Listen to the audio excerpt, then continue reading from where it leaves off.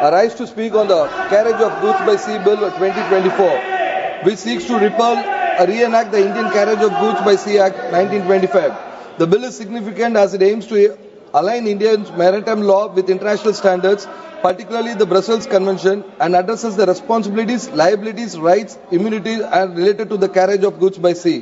While modernization of legislation is necessary to keep pace with global trade dynamics, there are several concerns that needed to be addressed before this bill can be passed. Sir, one of the primary concerns is the lack of adequate protection for shippers and consignees. While the bill outlines the rights of immunities of carriers, Section 4 stands out as it does not impose a strong enough commitment on carriers regarding the seaworthiness of the ship. Sir, another issue arises from Section 7, which deals with bulk cargo weight declaration in the bill of lading. While industry customs are considered, the bill does not sufficiently address the risk associated with discrepancies in weight declaration. Sir, Section 9 of the bill empowers the central government to amend the schedule by issuing notification.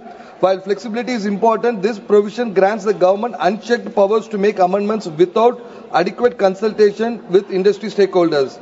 This could lead to arbitrary decisions that may not reflect the interest of all the parties involved in the carriage of goods. Sir, while aligning with international standards, it is important for India's global trade as we ensure that the interests of our domestic shipping industries are protected. The bill could unintentionally disadvantage the Indian carriers, making it more difficult for them to compete in the global market. The exceptions under the Merchant Shipping Act 1958 should be reviewed to allow Indian carriers to engage effectively in international trade. So while the repeal of the Indian Carriage of Goods by Sea Act 1925 is necessary to modernize the laws, we must be cautious about the potential implications for contract and rights established under the old act.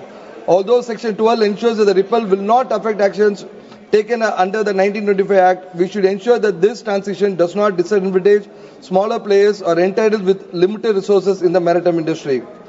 Sir, particularly contentious provisions in the bill in the limitation on the liability of carriers. The bill caps the carrier liability of goods for lost or damage to 666.67 special drawing rights per package or unit or 2 special drawing rights per kilogram of gross weight, whichever is higher. While the international conventions have set these limits, they may be insufficient for the high value cargoes. So the bill introduced the possibility of carriers and shippers entering into special agreement to limit the carrier's responsibility and liabilities. While flexibility can be beneficial, such agreement must not entertain the protections intended by the existing law. There is a risk that such agreement could lead to unfair terms. So, Speaker Sir, while the bill provides some safeguard against loss or damages arising from negligence, inheritance defects and other causes, these provisions need to be strengthened. It's believed that the current safeguard may not be sufficient, particularly as India's role in global trade continues to expand. Sir, Speaker Sir, I would like to draw attention to the fact that my Kanyakumari constituency has a significant number of marine engineers working abroad in merchant ships. This is an industry where the vast portion of our workforce has excelled and continues to contribute significantly to India's maritime sector. In line with this bill aimed to meet international standards, I urge the government to also create more employment opportunities within the maritime sector, particularly for our talented youths. So, Kanyakumari constituents of fishermen who depend on fishing on the livelihood, many of these fishermen are engaged in fishing boats that are often involved in accidents with merchant ships in the middle of the sea.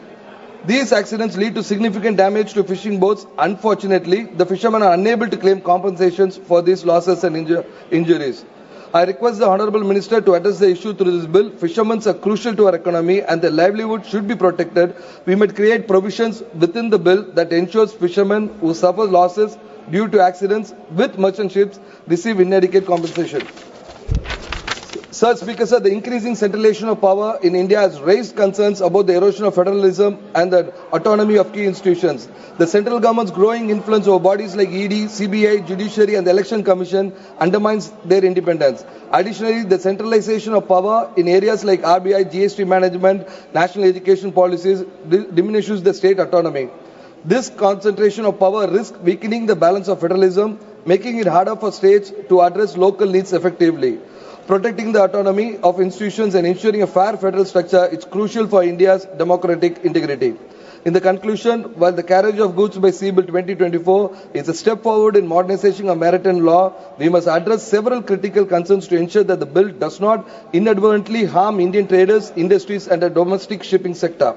So the government must carefully consider the potential risk to domestic industries and the implications for stakeholders, ensuring that the final bill is balanced and serves the interest of all parties involved. I urge the government to engage more effectively with industry stakeholders and ensure that the final legislation is both comprehensive and fair.